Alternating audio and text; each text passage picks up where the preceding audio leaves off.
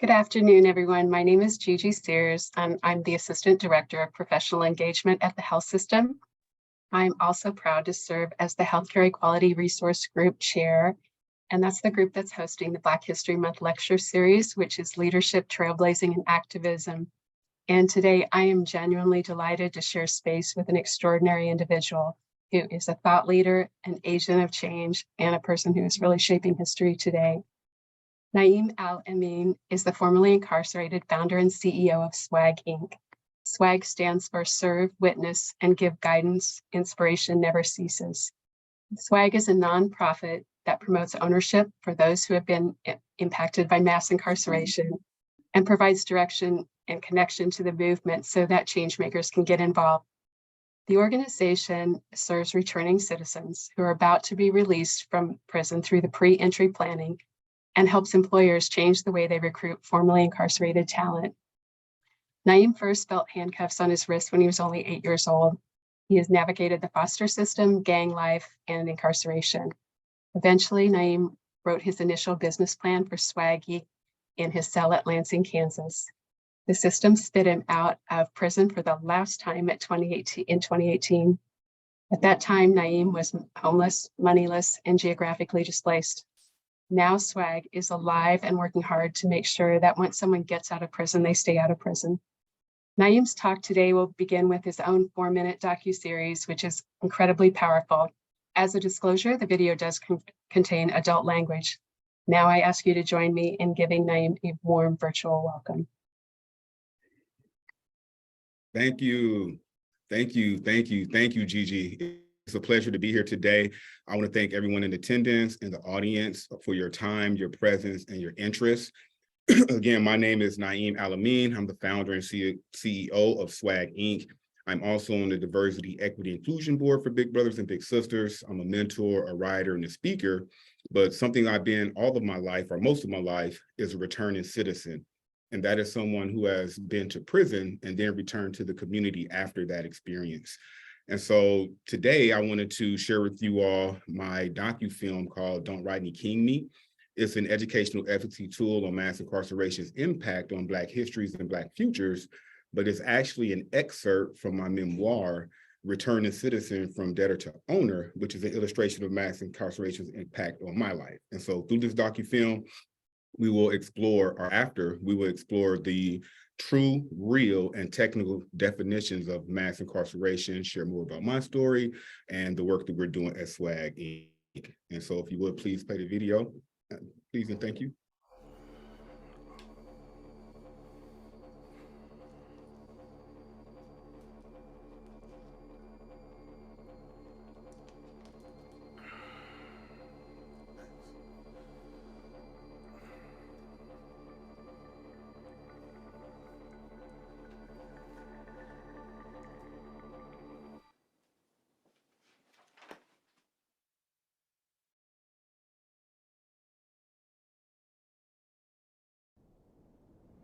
Imagine with me, if you will, close your eyes, being that young kid on a walk through your neighborhood. What did you see? What did you hear? What did you smell?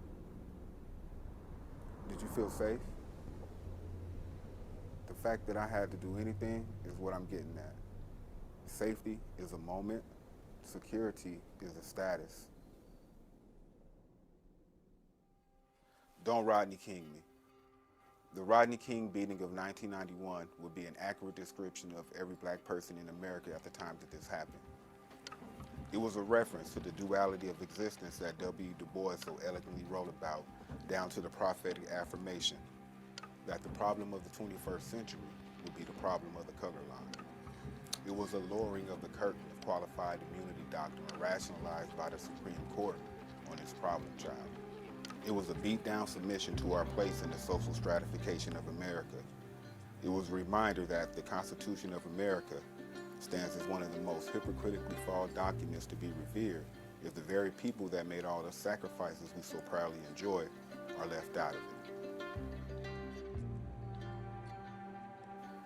The Rodney King beating of 1991 was why I was processed and arrested for robbery at 8 years old. I was never directed to talk to a counselor or a social worker. Nah, an 8-year-old kid attempting to rob an adult Mexican man who had more likely than not experienced more loss than him, it's not an indicator for help or an indicator that something is wrong here. Mass incarceration will attempt to fit you into its narrative. The Rodney King beating of 1991 was soften the punch that D-Dog threw to put me onto the Rolling 60s neighborhood Crip gang. The Crenshaw district would become my home, and the Rolling 60s would become my family. Mass incarceration tends to operate in fear. Generally, when you're in fear from something, you seek shelter and hide. Mass incarceration will present you in the eyes of the duality of existence as Rodney King. I bury young and old Rodney Kings that have been beat down by mass incarceration and couldn't help but feel that I was up next for my hole in Inglewood Cemetery. And when they ran out of land for the builders' use, they started building skyscraper mausoleums. As I stared into that TV screen, watching all those white officers, hearing the sounds of the radio and a helicopter and the muffled voice of the reporter, I just remember images and sounds. And in my adolescent mind, I couldn't wait to kill all of those motherfuckers. They were beating down my future by making me help wanting to destroy it. George Holliday used the camera to record the March 3rd, 1991 assault. 30 years later, George Holliday can be quoted on NBC News as saying, "The same issues surrounding King's beating still seem to be occurring decades later. Racial tension is there." The video he captured is approximately 1 minute, 10 seconds. Things have gotten worse. 8 minutes, 4 seconds for George Floyd. And taking 1 minute, 10 seconds, mass incarceration is looking to finesse you for 8 minutes and 4 seconds and tell you it's getting better.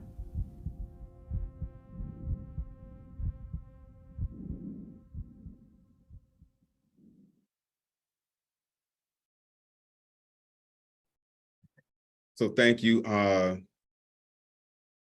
Thank you for viewing that, viewing my story. And so for the audience, I would like for you to close your eyes and imagine being that young kid from your neighborhood and thinking about your neighborhood and if you felt safe, secure, and if you could differentiate between that, because safety is a moment, security is a status. And so that's one of the things that I believe is a precursor to incarceration. And so again, what we do is promote ownership for people that are impacted by mass incarceration at SWAGG Inc. And it developed out of my experiences. And also I've been motivated by people that I've come on this journey with. Can we please move to slide 2? And I'd like to share with you all the story of Antoine Tingle, who I met on my journey for the truth. And so Antoine's story is where we will find the true definition of mass incarceration. And that is, it was born out of the social inequities of Black people.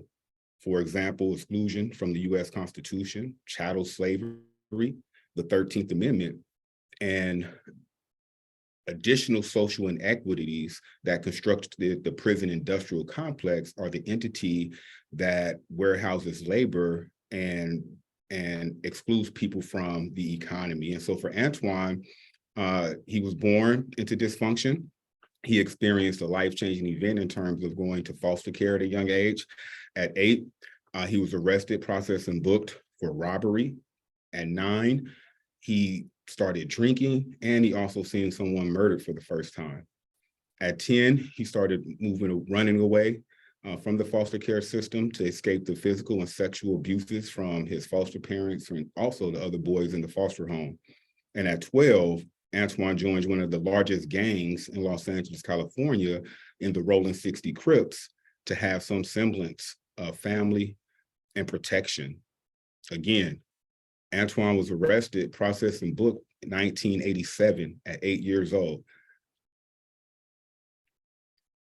Antoine never had anyone to protect him, to defend his future. And this is what inspired me to create a model where we can protect our youth, develop our returning citizens, and help employers change the way they recruit. And so if you will, the next slide, please. And I'm Antoine Tingle, 30 plus years later, after a name change, after 3 experiences as an adult being incarcerated. And what I've come to understand is that it's not only systemic racism, but it's also environmental. So take, for example, the olive seed tree. If you put it in an environment not constructed for it, then it's going to perish. It's not going to grow. But if you put it in an environment conducive to its nature, then it's going to thrive, and it may even light up the world. And people are no different. And that was my situation. I was born into my nucleus family. But because there was dysfunction in my mom in terms of her drug abuse, alcoholism, and also prostitution, she ultimately signed her rights away. And we were in Junction City, Kansas. That's where I was born at, Junktown, USA. And we were placed in foster care in Los Angeles, California. And what did I hear? What did I see? What did I smell? And how did that change? For example, in Junction City, Kansas, all I heard was my family. All I seen was my family. And I felt safe and secure outside of my mom's dysfunction. I couldn't differentiate the difference. As I was relocated to Los Angeles, California, I soon started seeing things I had never seen before: graffiti, dilapidated buildings, drug addicts, gangs, militarization of police in the community, death of the 2 types, either the walking dead or those that are buried underground. And as I was introduced to this new environment, a gang approached me, and the first thing this gang asked me or said to me was that, "Hey, we know that you just moved into this foster home. Do you know who your father is?" I said, "No." They said, "Well, we're going to call you unknown. Here's a gun. Go rob somebody. Bring us whatever you get. If you don't, you can't live here." That was my ultimatum. And so I attempted to carry that out, and I failed miserably. I was a process resident and booked, fingerprinted, photographed, and I sat in a cell with grown men at 8 years old. But what would allow that to happen in our society? Again, the things that I experienced coming up after that stigma of being an 8-year-old that was arrested would be the precursor to me experiencing my first juvenile hall arrest at 12 years old. Because that stigma had already, that narrative had already been created for me that I was essentially born to do this kind of thing. So next slide, please. My environment constructed my reality. I grew up in the Crenshaw district in Los Angeles, California, South Central Los Angeles. And the Crenshaw district, if you haven't been there before, it's a place right between the graveyard and the penitentiary. And so coming up in that environment, I had to adopt behaviors that were foreign to me in order to be able to survive. And what that looked like for me was gravitating toward the drug trade or selling drugs as a way to sustain myself early in my youth, as I was a 13-year-old kid on the streets of Los Angeles. I didn't have my mother. I didn't know who my father was. And I was running away from foster care, and my gang protected me. And I came up through the gradations of drug dealing, first being able to secure a relationship to get the product, then a corner to make those drug transactions, and then evolving into a drug house so that you can have clientele, and then going on to going out of town or different states to become, a provider of that drug for your circle. And so that is a system that I grew up in. However,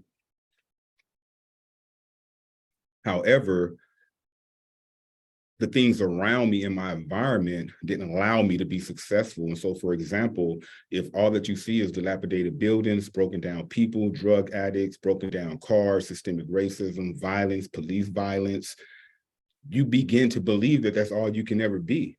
And I was no different. And so at 18, which was the first time that I've been incarcerated, it was as a way to increase my stock in my neighborhood, because you could not become a leader in a neighborhood unless you've been to prison. Those were those cultural rules. Next slide, please. The construction of mass incarceration, and how that has played out in my life. And so again, I want to reiterate that mass incarceration is born out of the social inequities of Black people. And so, for example, when you have in my case, an 8-year-old kid that is arrested, processed, and booked for robbery, then all opportunities that are mainstream are now, precluded from this person, and they have to live in a subculture kind of way. And it created a mindset of poverty, scarcity, and numb to being incarcerated in terms of being able to support and provide for myself. And so the construction goes something like this.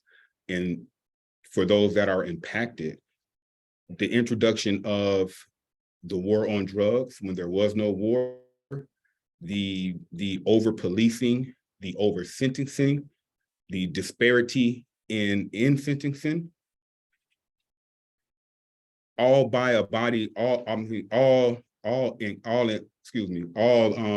experienced by certain demographic of people in society, right? And so that's what the construction of mass incarceration looks like, really moving away from incarcerating for an offense by law and really incarcerating to redirect talent to the prison industrial complex and allow that system of incarceration to thrive by this body of labor of over 1.9 million people.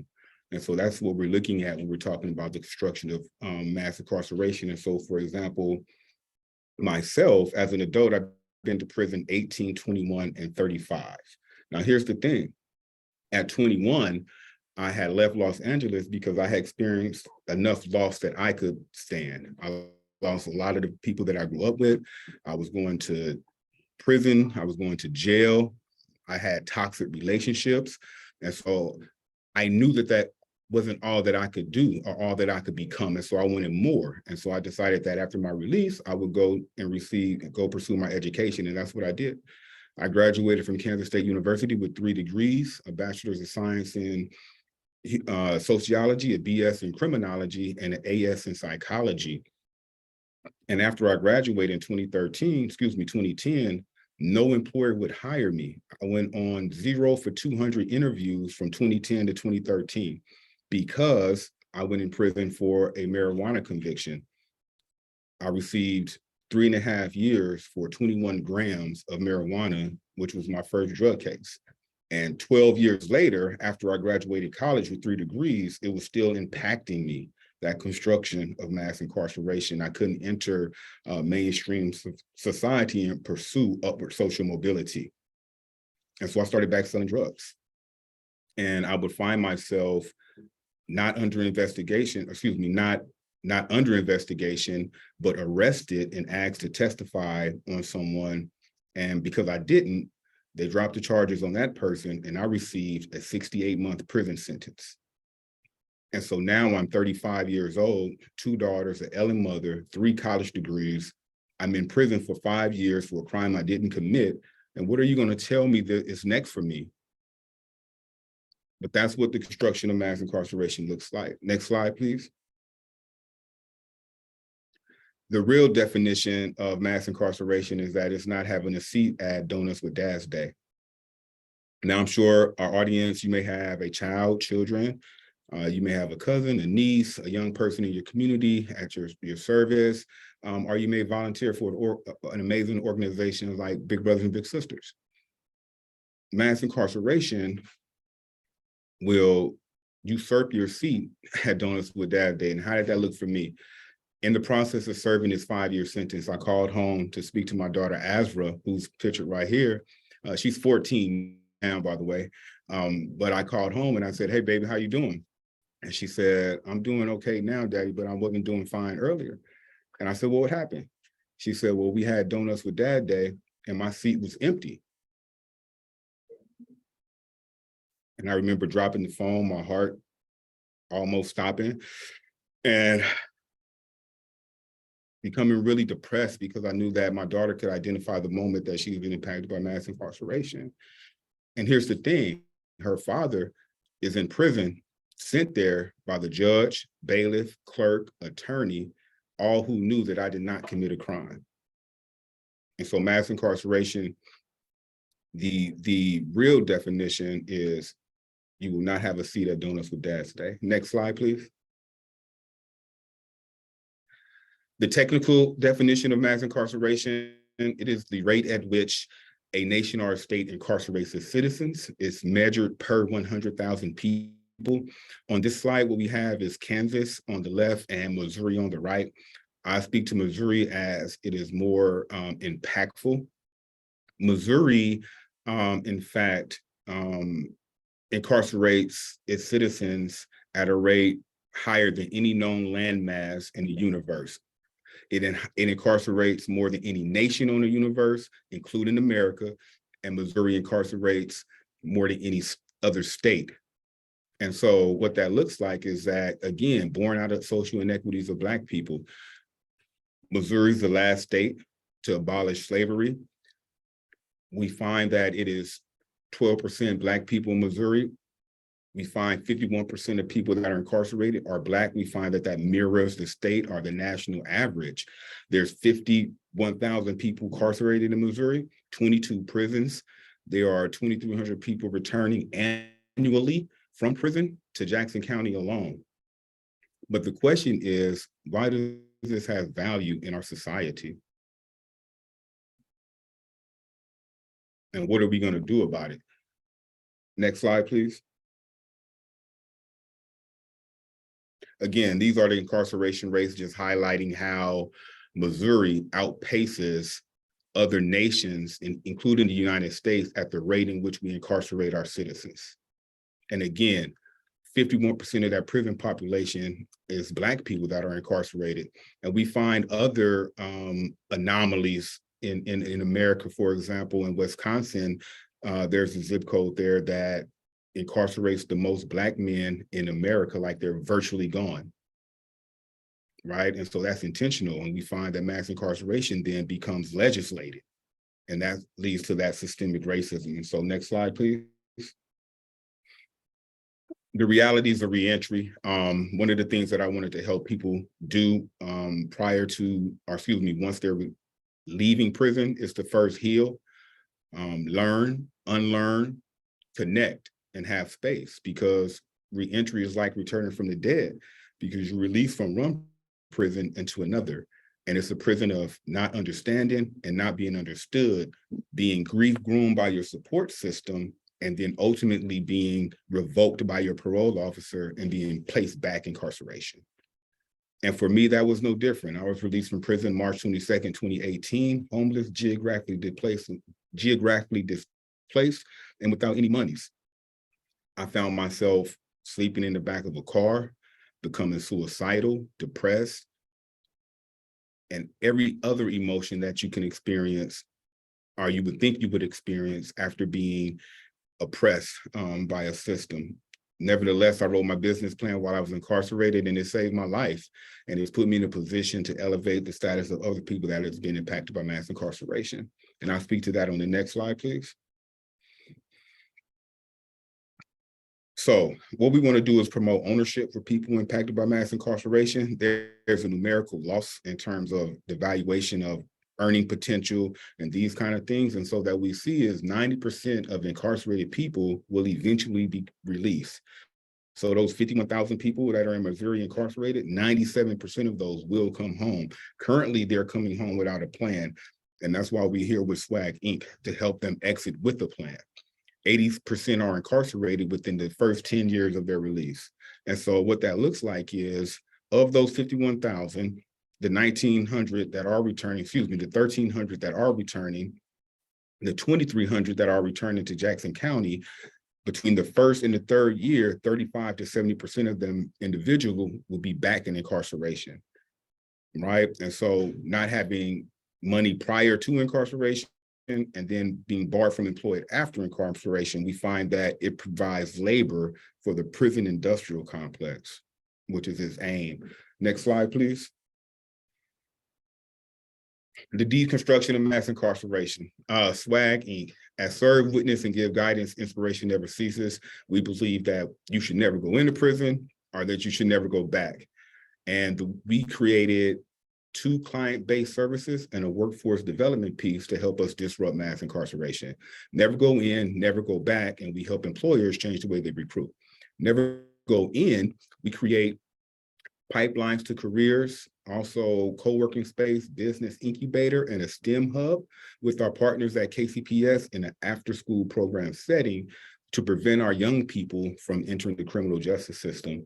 Another thing that is going to be able to do is allow these students to create nonprofits and focus on pain points that directly impact their community. So we're really excited about that. Never go back. That's the work that we do with returning citizens or people that are incarcerated. We develop them through education, employment etiquette, and entrepreneurship 1 year prior to release. And that's what makes SWAGG Inc. different. The business model that I apply 1 year prior to release, and we then work with our clients 1 to 3 years in the community, facilitating our HOPES program that has a suite of services and deliverables that would allow our clients to transition off of probation and parole successfully, become a qualified retained employee or a business owner. The way that we help employers change their way that we recruit, we connect them to the untapped talent pool of incarcerated citizens. And the way that we do that is we build relationships with employers and we expose them to our model. And one of the things that we've been able to produce is, let me back up, I'm sorry. 3 of the employers that we work with, J.E. Dunn Construction, Big Brothers and Big Sisters, and Goodwill Industries, we've been able to produce a new diversity, equity, inclusion model. And so the DEI model for SWAGG Inc., diversity, is develop a relationship with employers that allow our clients to transition back as stakeholders. Equity, we create market value assets that allow our clients to be portable amongst industries. And inclusion is promoting ownership for people impacted by mass incarceration and elevating the status of people in positions of power to do something about it. And with that, I would like to close there and show you one of the models that I was able to create with J.E. Dunn Construction, which is a returning citizen apprenticeship program in the construction craftsman trades.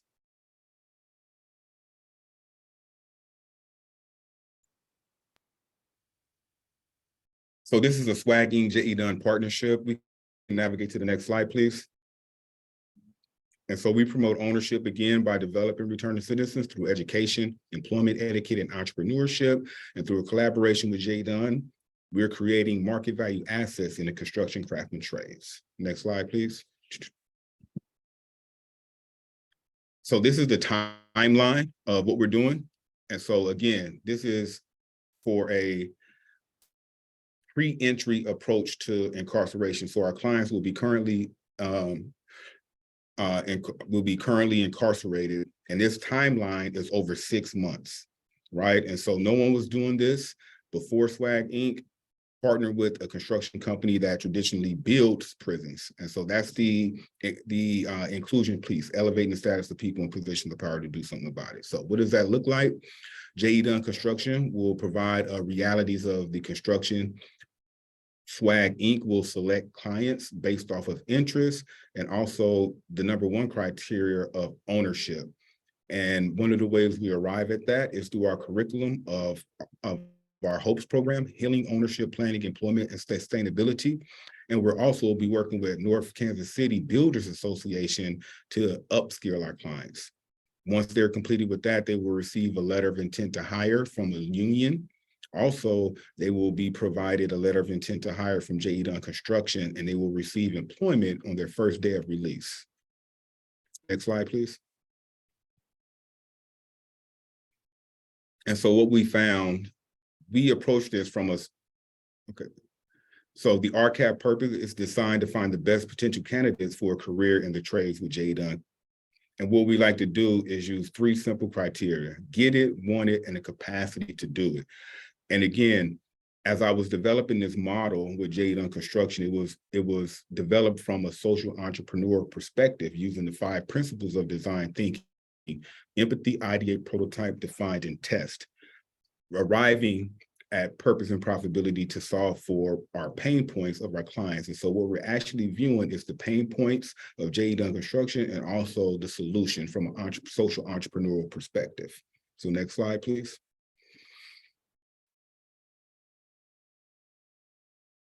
So the realities of the construction, the way that we approach this is a 1 to 2 day informal. And some of the things that we want to be able to address in the get it component, because we don't want our clients to, we want to make sure we put them in the best possible situation to be successful.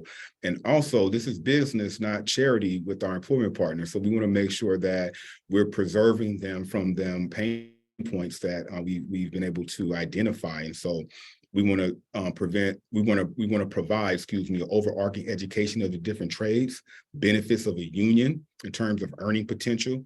We're developing a layoff contingency plan. That's something that makes our model different from other construction entities, as it's just a layoff. We're focused on current needs of electricians. Also, it's a one trade path, as that was something that J.E. Dunn was experiencing. Employees coming in and wanting to move from different craftsman trades, for example, carpenter to electrician. And the program requirements, again, is a SWAGG Inc. pre-entry plan, where we're building out your home plan, essentially, and then participating in our Hustle 2.0 curriculum, needing to receive an 80% to be successful to get your credential that equates to emotional intelligence. And so this particular curriculum offers 12 evidentiary-based programming that equate to emotional intelligence. Next slide, please.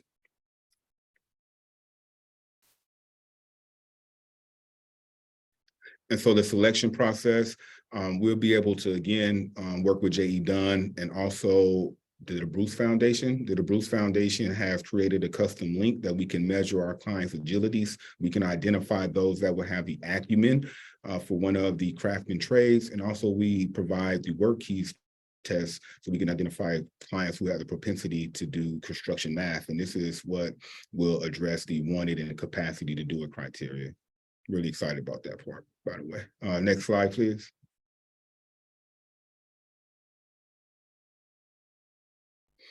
Again, at this stage, leveraging all of the information gathered during the selection process stage, the approved number of candidates will move on to preparation phase and begin their career journey. Candidates not selected for the Returning Citizenship Apprentice Program will be eligible to leverage the HOPES program with SWAGG Inc., and we will find them employment with other employers in our portfolio. Next slide, please. The preparation, again, pre-entry planning, our Hustle 2.0 curriculum, and also our partnership with Northland Builders Association, where we'll be able to connect our clients not only with a craftsman trade, but also a union, which, you know, most people in the construction craftsman trades don't have access to for some reason.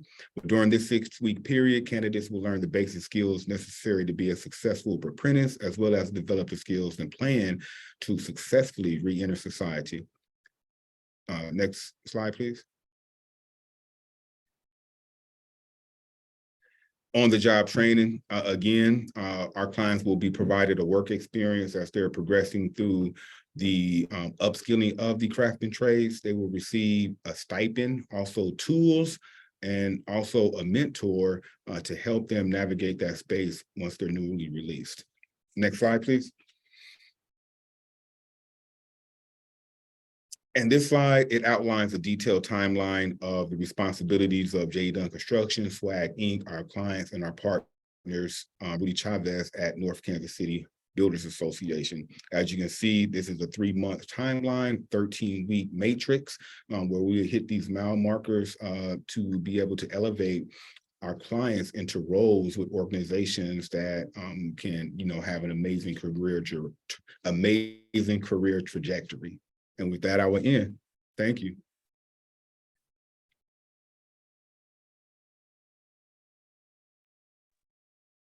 Thank you, Naeem. That's absolutely amazing. I know there's going to be questions for you, and the first one comes to us from Summer.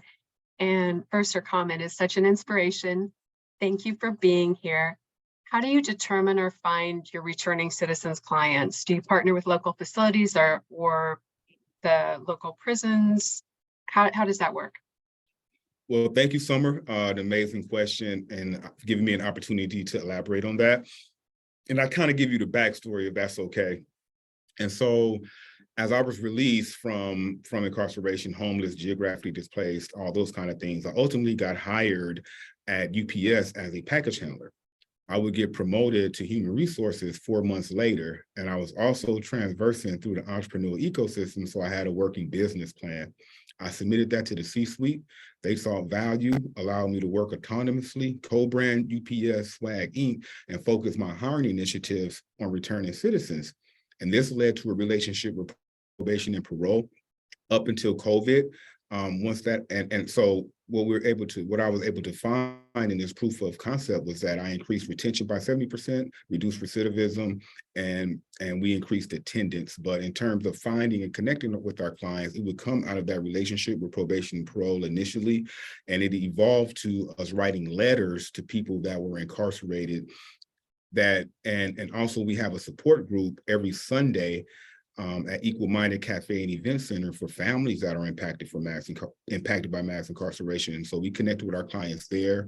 And also we've been doing this now for the last 5 years. And so we get referrals from our other clients that are incarcerated. They refer people to us as well.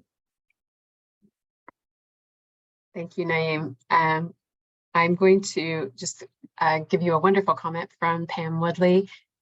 She says, no question, unbelievable testimony. Just want to say congratulations to you and your accomplishments. You're an inspiration and you make us all proud. Thank you, Pam, for your words of encouragement. Thank you. Now a question from Christina Tan. Christina is a social worker and she is curious as to how we as medical providers can help our incarcerated patients get referrals to SWAGG or to hear more about SWAGG. Wow. That's amazing, right? Because here's why, public stigma is a health crisis, right? And so we need those services. And so I would definitely like to invite you to be a guest presenter at our support group for people that are impacted by mass incarceration.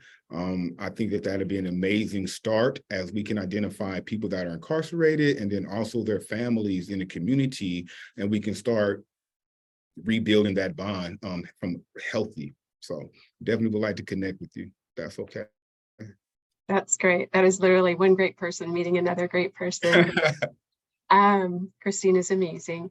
This is incredible. What a needed resource. What do you see done for those who have no home to go to upon release? Really great question. And that's why we want to work with our clients 1 year prior to release, right? So they're not in that position with nowhere to go to. And so currently what we've been able to do, so housing is a need for SWAGG Inc. We've been able to partner with some other transitional housing organizations, and we've been successful in that kind of way. But our model is designed to be incarcerated, to be in a Department of Corrections 1 year prior, so that our clients are working, they've built up assets, and we are partnered with realtors that will, rent to our clients. And so we were able to do that before our clients get out, and we've been successful in that approach. But yeah, what I like to do with my Don't Rodney King Me workshop, couldn't do it here in this virtual space, but is to develop business plans from a social entrepreneur perspective, using those 5 principles of design thinking, where we can find out, like, how can we really get that done? While I look for it, there's plenty of questions. I'm not looking for another question. Would you like to promote the workshops? Would you like to speak to do you have workshops in February that people can sign up for? Absolutely. And I think we have a link to that on what we call our 24/7, our intranet. Let's see. Here is one. Pardon? So that would be amazing if we can sign up people that would like to develop business plans to solve for different pain points in mass incarceration. And you may just think it's a cool workshop project, but no, this is a fundable business plan, right? And it has a high feasibility. We have foundation support and just other support. So we could really do that if that's what someone wanted to do. Great. You've developed a wonderful program. My heart goes out to you. Are there any opportunities? It's 2 questions. Are there any opportunities for people that have gotten out of prison and not aware of your program Second part, are there any opportunities with your program for young Black men? Two great questions. And so there are opportunities in both. And so to share a quick story with you, we've had a client named Joshua Hunter be released recently, and we've been able to, essentially satisfy his Maslow hierarchy of needs. And so now he's come on and he's a pre-entry coordinator for SWAGG Inc. And so now he's working with people that are incarcerated, helping them develop their pre-entry plan, distinguishing what employer partner would be a good fit and that kind of thing. And he was just incarcerated a few months ago. And so that's what we're really looking to do, is elevate people's status in this organization, put them in positions of power, having access, a voice, a platform, and then being able to provide a service that changes people's lives. And so, yeah, we have opportunities for Black men on a volunteer capacity. And, that's what we really looking to attract. This question comes to you from Jace. Thank you so much for sharing your impactful story. You had mentioned that in your younger years, you felt that the only options in life you had were drug trade and gang life. I was wondering, what was the moment that helped you realize there was more out there and inspired you to go for it? Wow. Now that's a $64,000 question. That's a really great question. And so remember when I said in 2013, I started back selling drugs, or from 2010 to 2013, I was selling drugs. And so in 2013, I went back to Los Angeles to get more drugs. And I happened to cross one of my friends that was in the process of signing their first major music deal. And so I asked Nipsey Hussle, I said, bro, who are you going to sign with, Rick Ross or some other entity? And he said, for me, cuz, it's about patience. I know the moment that I sign that contract, my life changes forever. It's about ownership, creating a long-term plan, and elevating the status of the people around you. That's what's important to me. And what was impactful to me was that I'm 10 years older than him. I was in that community before him, and it was dark and desolate. And he brought an incandescent light, not only through his music, but then through his social entrepreneurship, his activism. And I've seen him elevate the status of the people that I had grew up with. And so while I was serving my 5-year sentence, I was looking at that and I said, you know what, I need to write a business plan and I can elevate myself and the people around me. And so I was looking at Nipsey Hussle's example, having a 20-minute legacy conversation with him that changed my life and showed me that I ultimately was looking for people to give me an opportunity, but I had the power to create one for myself. So, great question. Was a great question. It's a really beautiful, beautiful answer. This question is from Toya. This is a whole list of all my favorite people. Toya asks, I am a veteran and I work with veterans, some of whom are felons. Do you have an initiative for veterans? If not, would I be able to make a connection to discuss this opportunity? Wow. Good afternoon, Toya. Thank you for being here today. And that's a really insightful question and statement and offer. And here's why. Because what I found on my journey is that veterans and returning citizens have some of the similar experiences, right? They leave, while on the one hand, veterans, they go to war, they come back, then it's a power dynamic within the family, with the spouse kind of thing. And, with returning citizens, we leave, we come back, and then reentry is like returning from the dead. So we mirror a lot of things that way with veterans. And we do have a partner organization that we work with called MOS, Measurements of Success. They work with veterans. They have a founder by the name of Tori Crawford. And I would love to host you for coffee and conversation and ultimately connect you with Tori as well. This comment or question, I haven't read it yet. It's from Veronica McDaniel. Thank you so much for sharing your story. Your testimony is so strong and encouraging. Your determination, strength, and drive to continue despite the many obstacles that you have encountered is such an encouragement for many. Congratulations on your continued journey. Thank you. Here's somebody that wants to volunteer themselves from Cord. Let's see, no question. I just want to say you're an inspiration and keep doing what you're doing. And then final question before we end for the day, is there any federal support for this outstanding grassroots program?